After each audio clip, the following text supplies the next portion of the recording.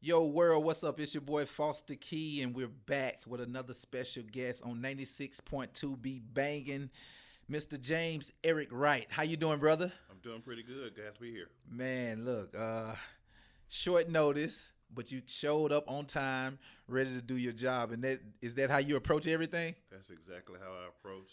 Consistent, ready to rock and roll. Wow, wow. So I'm gonna get you to come up to the mic just a little bit. Bring the mic up to you some. Just you can pull it forward.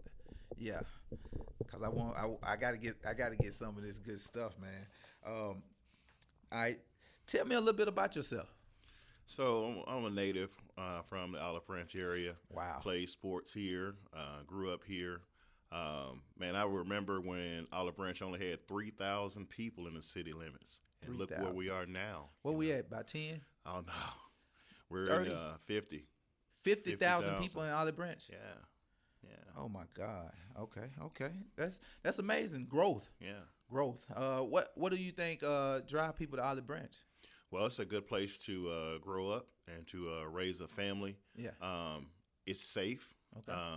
It's close enough to the activity Okay. that you can still reach it, Yeah. but it's far enough that all of that activity don't necessarily be on your block. So it's a nice place to live. Good, Yeah. good place to live. Good places to go.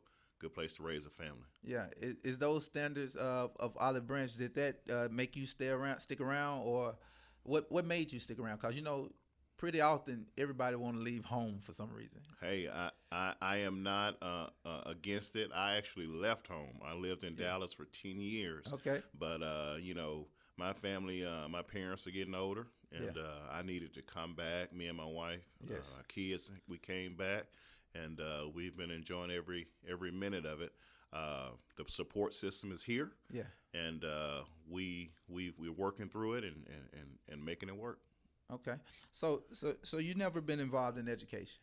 No, All no, right. I've never been. What made you want to tackle the District 1, running for District 1? Okay, good question.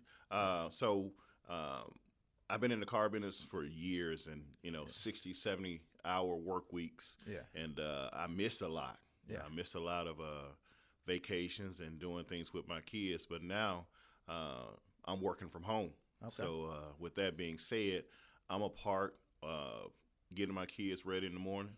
Mm-hmm. I'm there when they get off in Gotcha. the evening. I take them to their doctor visits. I'm going to the school and getting involved in as much as I can. Gotcha. And I've got the time, and I feel like it's no time better than right now. Right now. For me to get involved, get my hands dirty, and be a role model for my kids and also for the community. So what plans do you have? What do you want to dive into first? Once you win, because I know you're gonna win. Yeah, yeah.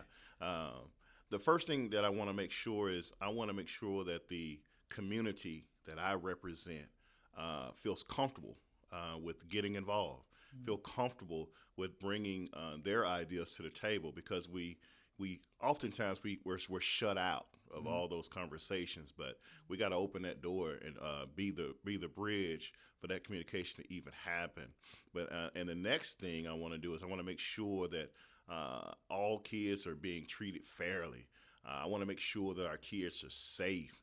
I want to make sure that our kids have role models to look up to, and they can feel safe in achieving that type of education. When I came up, I believed in my teachers. I believe what they said, and I don't think this time should be any different from that. I think that they should be able to feel good about going to school and feel good about education and feel good about making plans for their future, and I want to make sure that they have that. I got you, man. Hey, sounds like a plan. I saw that you went to Mississippi State. Yeah, yeah. Best Mississippi school ever. Bulldog. Yeah, Best school ever. best school ever. What did Mississippi State instill in you? So Mississippi State instilled in me, how to think. Okay. I think that's the biggest thing that Mississippi State gave me, was how to think and how to maneuver my way with all the diversity that's out there. I think back when I was at Mississippi State, I think it represented like 70 or 80 different countries, Wow. while I was there. So I was exposed to a lot of different people, a lot of different cultures, a lot of different things. And so when a young black mind like mine was, and I was exposed to all those things, you know what? I can do this. I can reach the top of the mountain. I can do what I set my mind to do. And I met some lifelong friends at Mississippi State. Joined the best fraternity ever. Yeah, speaking of that, that guy I was telling you about, CJ, he's a Kappa. Yeah. I'm gonna show you a picture of him so you can know who he is. He is a Kappa. All right, that brotherhood. What advantages do being a part of a brotherhood like that? What advantages do it have? Because some people look at it and be like, I don't have to have an identity. Them people who suffer from identity, they just want to be a part of something. But what do it mean to be a Kappa? So it means a lot to be a Kappa. But, Okay. What it means to me is I've got lifelong relationships. Even now, even in this campaign, this election, I was able to reach out to my brothers, and they didn't ask. They just started pouring in their time and their financial assistance with my campaign. When we lose a loved one, same thing. They're always calling and giving of themselves at our time of need, right? So we have people that are in my fraternity that are lawyers, doctors, businessmen, clergy, scientists, folks that work at the CDC. So we've got all kinds of people in our network. And you know what the bottom line of that is? We all can do it. Yeah, We all can do it. So just keep looking forward, keep pressing forward. And that's what I learned from being initiated into this noble clan of Kappa Alpha Psi. I got you. Growing up, give me a rundown. Growing up, I came up a little rough in Holly Springs. Yeah. How was the growing up for Mr. Eric Wright? Well, I will tell you, I'm a hard worker, that was instilled to me growing up. My dad, we cut wood. Gotcha. We cut wood all the time. We cut grass. I mean, I pushed our lawn for years. I mean, acres of grass. And the next day when I graduated and left and went to Mississippi State, my dad got a riding lawnmower, man. So I'm telling you, we learned how to work. We learned how to do what needed to be done. We went to church, and we ate as a family. So it was a good upbringing, strong family ties here in Olive Branch, and we look out for one another. I got you. So November 8th is the big day. Yeah, November 8th. Don't stay at home. Don't stay at home. I got the brother James Eric Wright running for Desoto County District 1. Am I right? District 1 school board member. All right. Give me some of the things you'll be involved in when it comes to District 1 school board. Like, so, some of the big things that are that we face, a lot of the big things that our school system faces is overcrowding, right? How do we handle the growth that's happening for our district? So overcrowding is a thing, zoning is a thing. Where do you build? What do you do? So that's one thing that we definitely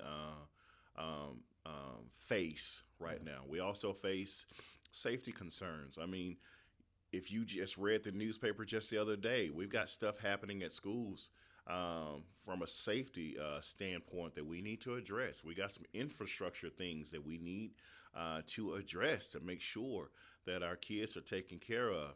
We've got educational things that we need to address. I know I'm not being very specific with it right now, but we've got work to do. This school system is sought after. A lot of people want to be here.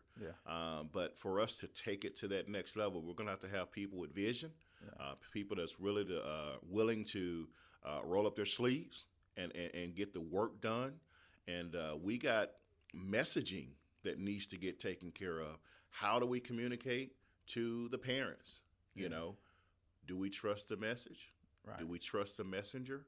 Well, you got to have representation for that. and you got to have somebody that you feel comfortable with sharing what's going on and what's on your heart.